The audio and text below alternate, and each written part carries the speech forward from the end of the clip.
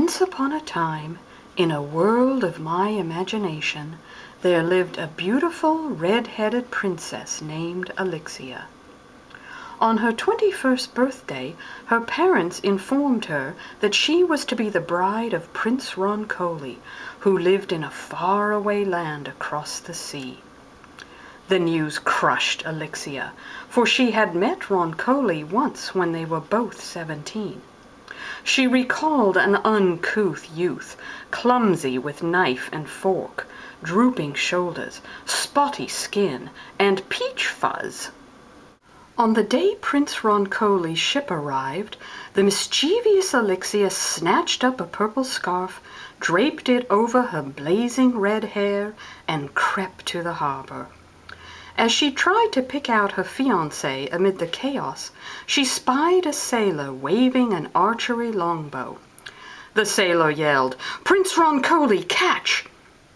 The longbow sailed the length of the deck until a strong hand grabbed it from its flight. There was nothing clumsy about this catch. Alexia's eyes traveled from the hand grasping the longbow to broad shoulders, bronze skin, and a black mustache.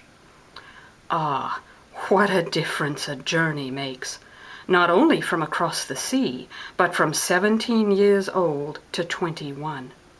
Prince Roncoli laughed and called to the sailor, "Careful, knave, this Lemonwood bow is a gift for my bride."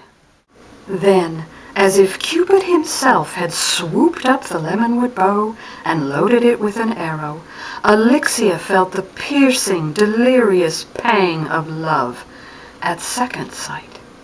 At that moment, Prince Roncoli saw a purple scarf fall from a woman's head to reveal the shock and glory of red hair.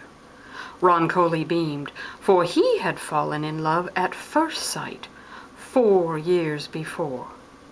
So it was that the happy couple married a fortnight later.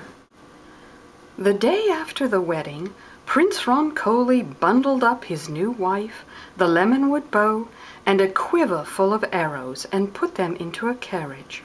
They drove through the streets of the city until they arrived at a meadow.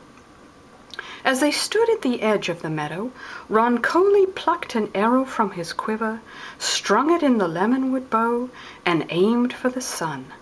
The arrow swished through the air and speared the earth. As husband and wife strolled across the meadow to retrieve the arrow, butterflies fluttered around them, while frogs croaked and jumped away from royal feet.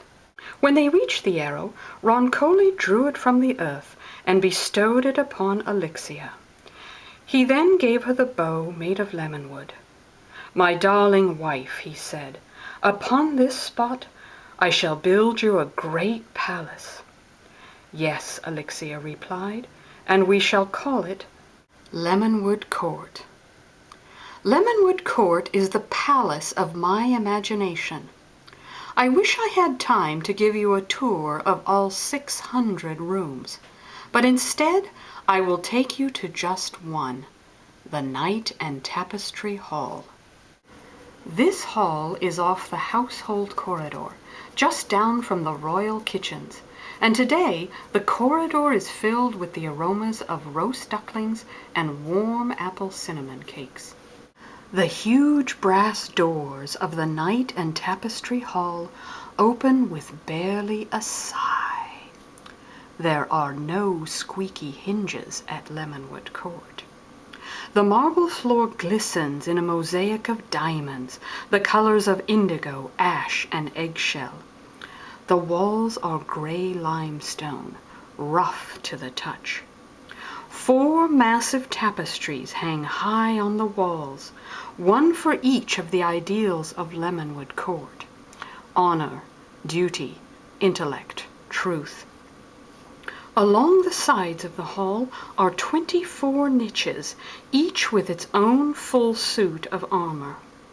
These rows of knights stand as guardians for the stained glass window at the end of the hall. As you walk closer, you smile, for you immediately recognize the man and woman in the glass. Roncoli, with his broad shoulders, bronze skin, and black mustache, holds an arrow. Elixia, with her cascading red hair and a twinkle in her blue eyes, cradles a lemonwood bow. Then you see it. The niche to your left, closest to the royal couple, is empty. There is no knight. Suddenly you're seized with a giddy grin. No one is around, no one will see. Do it, do it. And so you step up into the niche and cushion yourself within. All at once, a great wave of light, joy, possibility, and promise washes over you.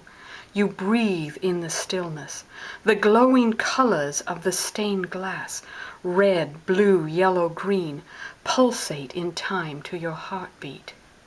You exude peace. Ladies and gentlemen, tonight I told you the story of how Lemonwood Court got its name. And now I give you your very own niche. Whenever you need a cubbyhole of comfort and calm, a place of peace and promise, an alcove of light and laughter, whenever you need to be in a niche of outrageous possibilities, know that there's always a space waiting for you at Lemonwood Court. Thank you.